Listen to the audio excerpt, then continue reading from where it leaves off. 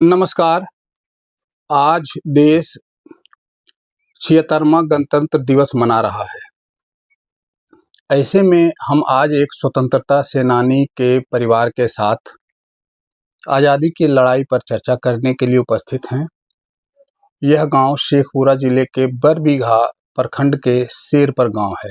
यहाँ के स्वर्गीय कैलाश बाबू स्वतंत्रता के लड़ाई में अहम भूमिका निभाई। बिहार के श्री डॉक्टर श्री कृष्ण सिंह और लाला बाबू के सानिध्य में अंग्रेजों से लड़ाई लड़ी। नमक सत्याग्रह में उन्होंने अपनी भूमिका अदा की और कई एक बार जेल गए।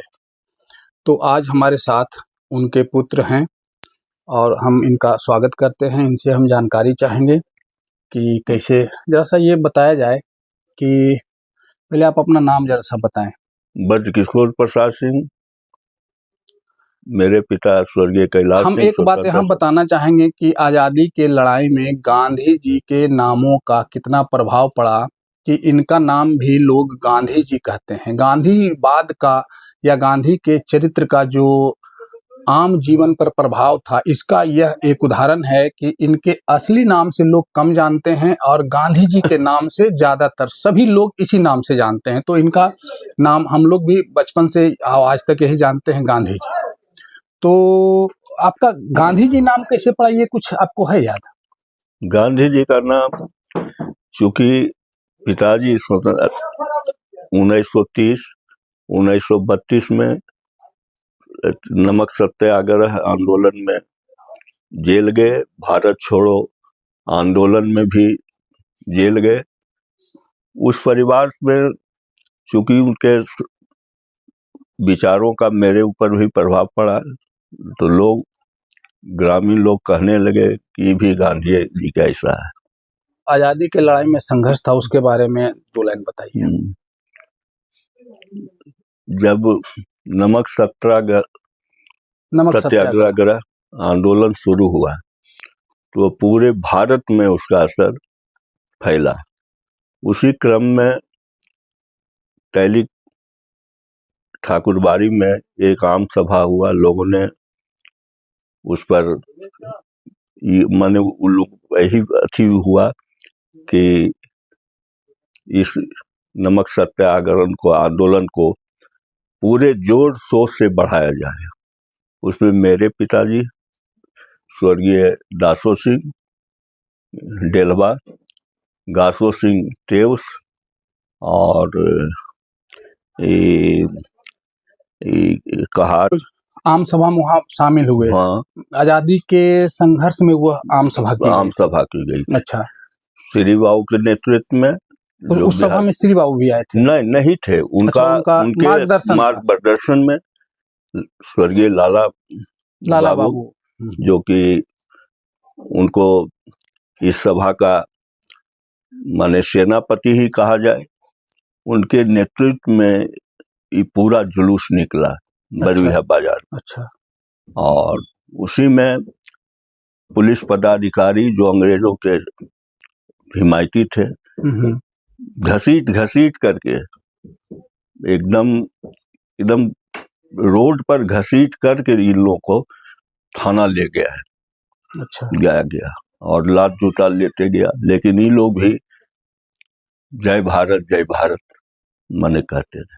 नमक आंदोलन में भी उनकी कहीं कोई भूमिका है या कोई ऐसा डॉक्यूमेंट भी कि आप बता रहे थे? हाँ, कोर्ट का है। अच्छा। और उस समय चूंकि लाला बाबू थे, कैंप जेल पटना में इन लोगों को रखा गया। मुंगेर से ले जाकर के लाला बाबू थे और उसमें बहुत से जो उस समय के प्रख्यात स्वतंत्रता सेनानी थे, उन लोगों के साथ इन्होंने जेल में बिताया।